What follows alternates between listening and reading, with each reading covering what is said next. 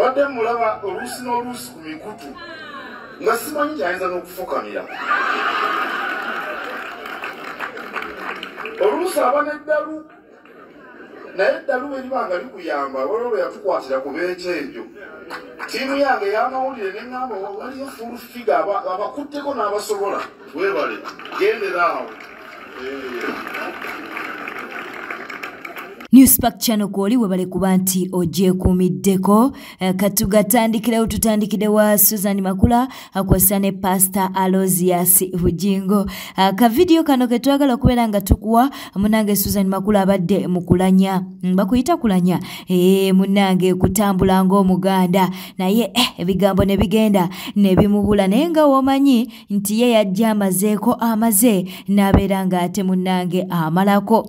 Amalako tubere nga tukuwa akatambi kano. Era ndi muwala wa Imelda Kisembo naye ng'agalamidde ekikyusa.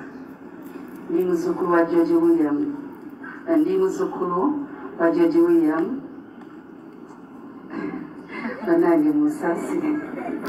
Ekitiibwa kye ndimu wano. George William Sewa n'omuddu we naye ng'agalamidde ekikyusa. Ndi mukyala wa Lugave. Tweyanza nnyo tweyanzege. Katikkiro w'ekitiibwa.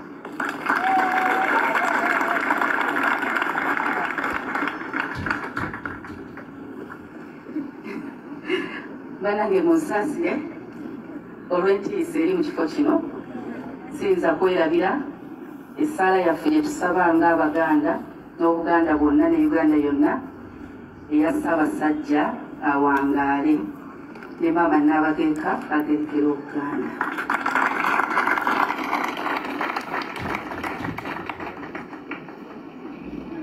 Ebyo mukyalo ono bw'omuwulira akazinda lw'ogamba nti ajja kkala buli wantu wonna naye afunye akafo akamusobola. Oluvannyuma lwa Abitex okugenda mu kkanisa ya Pastor Bugembe n'awawaabira Alien Skin nti munnange ettali musonyiwa kakati ne Alien Skin avuddemu omwasi. Avuddemu n'alyoka agamba nti ye bulijjo ekyo ky'ayagala okulaba, bulijjo ayagala Abitex alinnyekoko mu kkanisa era essaala ze zaddiddwamu bwe bityo nate we biri nabyoka tubikuwe. Abitex ayagala empalana bonna bagenda mu kyaki bapasita babateeseza nabo balina bagenda ku lwoyo ya Katonda. Anti nali manyi nti wagamba tuleka sitaani mabega kati nagenza olaba nga ate sitaani akulembedde. Ale kati ate sitaani aba yalokose nze ate mba nayo kizibu omulimu gwange bangu ku lumu okuba sitaani enjiri n'alokoka. Wali oteekawo layini?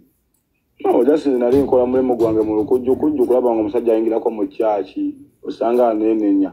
Tobumanya wagimuyingiza. Ntajja dda alina oyingirako ku kyaki kati ndamukubira essimu ndaba oba omwoyo yamuseeko. Ndamukubira essimu.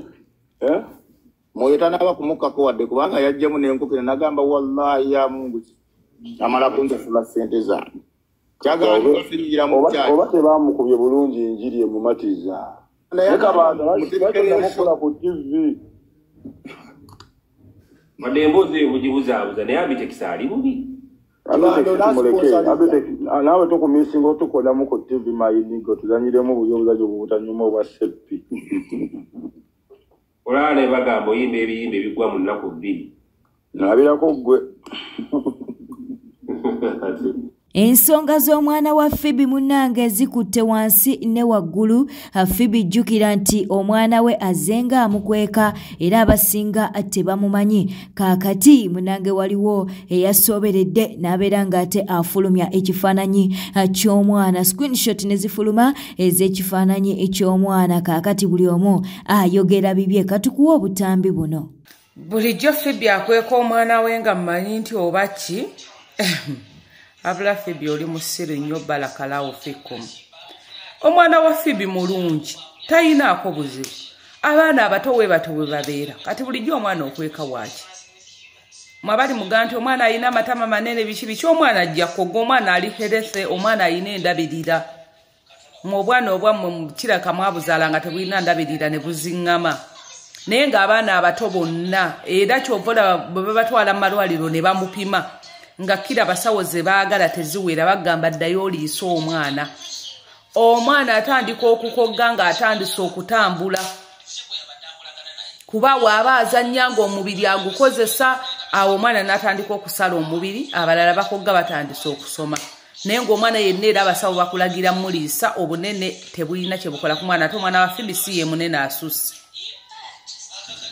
naye kati Phoebe siraba kikukwesa mwana siraba nsonga lwaki okweka omwana wo mulungi okuzaama omwana alabika bulungi ali erese oyinza ogamba Joey yamuzaala osegira omwana mulungi bambi ali fatayiro omwana ali fatayiro alabika bulungi munene ekimala kale wadde tamaddene nnyo naye si kyamaanyi nnyo ekyo lye tamaddene bambi bwaguuga naalabika bulungi bambi osa mukweka jikyo omwana obunene yatwala bwa nnyina nawe Phoebe oli munene ekimala todamu kweka omwana wo mulungi nnyo. Be proud of your daughter, be proud of your daughter. Todamu kweka mwana wo omwana ali handsome alabika bulungi nnyo ali shorter muwanvu ekyo mwana wo ali herese bambi todamu kumukweka mwana wo tona oswa kumuvuma omwana etama liva kuno neligwa kuli oswana okuli ewuubirako obodde tuulako kuba omwana alabika bulungi abaana bantu balina n'obwana obwakonziba n'omwana wo alabika bulungi nnyo yeragana kubeera ambasada waki yeragana kubeera ambasada wa Joey ng'omwana ye ambasada wa Joey kubanga omwana munene ekimala tiyakonziba alabika bulungi ali ku Waitigeri lwaye Waitigeri todamu kumukweka kike kalowoozo kange akaleero Kiriza tubeere nga tetugendako ewa Babi Kyagulanyi First Lady. First Lady tetugenda kumwogerera akatubeere nga ate munnange etumukuwa nenga basoose kutema mwawo dansi ne President wa No Probity Kyagulanyi Ssentamu nga wooli mu kulabaawo bannange lava enyuma okitegeera nno kaakati First Lady naye aliko byayogedde katubikuwe bonna kabe musajja kabe mukazi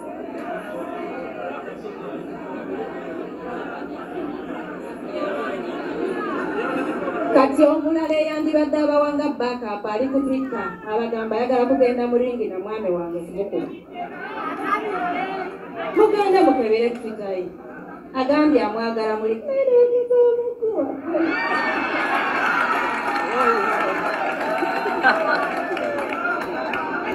kyetugudde yewala banji abavaayo nga beebuuza nga bagamba Prima yabaaki Prima ng'ennaku zino alabika bulala ng'akyuse nnyo kaakati amazima amatuufu gavuddeyo munnange ekifaananyi ekyatambuzibwa ku mutimbagano teyali Prima era omukyala wuuno avuddeyo n'abeera nga annyonnyola ekituufu agambye nti ekifaananyi ekyatambuzibwa ku mutimbagano kikye teyali Prima.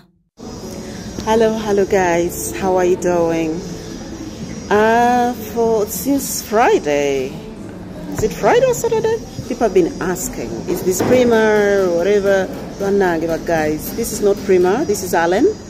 I work with Silver Springs in marketing. So, kwegamba bambi omukyala muleke, you know, she's a very beautiful woman and different from her. Yeah, the only thing I can say is come and support us. I work with Silver Springs Hotel. Muje, you guys, do you have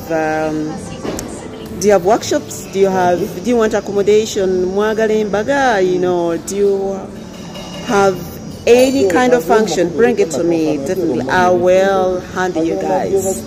So Mbagalanyo, I have any problem with anybody, guys. Mbagalanyo, my dear TikTokers, love you. Mwah. Kiriza negana nago tubeere nga tugakuwa Luswa Luwemba munnange ndowooza taave mu mawulire ono naavuddeyo n'alyoka agamba nti agenda mu kkooti nsonga ki ezimutwala mu kkooti mbu wali eri abeelectoral commission we baali balangirira balaga nti Luswa Luwemba yasingako aganaaga akalulu kamu kyokka ate mu final results ze baafulumiza balaze nti nate aganaaga yasinzeeko ku Luswa Luwemba kyatakkaanya nakyo nabyo katubikuwe. Basebo ne banyaba bawagizi bange njalo kuyozayoza muganda waffe Elias Vimbazi na Lukola final afulumidde mu kyapa kya government kituyita gazette era kati alinze bulinzi kulayira mu parliament era ono njabala okuwolera right honorable speaker Anita Mong honorable nti weekend muganda waffe asobola okubeera nti alayira naye nze ndabika nga obwanga njagala kuboolekeza kooti kubanga muganda wange Kalifa alabika nga yanzibye obululu. Kalifa olabika wakoze olukwesukwesu n'akakiiko k'ebyokulonda Electoral Commission ne munziba obululu. Kalifa wanzibye obululu. Ekifo kyange namba 4 ate kati ngenza okuddamu olaba gazeti nga tendi mu namba 5. So Kalifa era kati ndi mukulaba nti bannamateeka mbawa instructions bateekeyo oba tuwawabira Electoral Commission oba tuwawabira Kalifa ng'omuntu nze naawe kasooke mpulirize ekiva mu bannamateeka aba. Bwe tutambudde webale kwekumira ku Newspark Channel, beera bulungi, weeraba.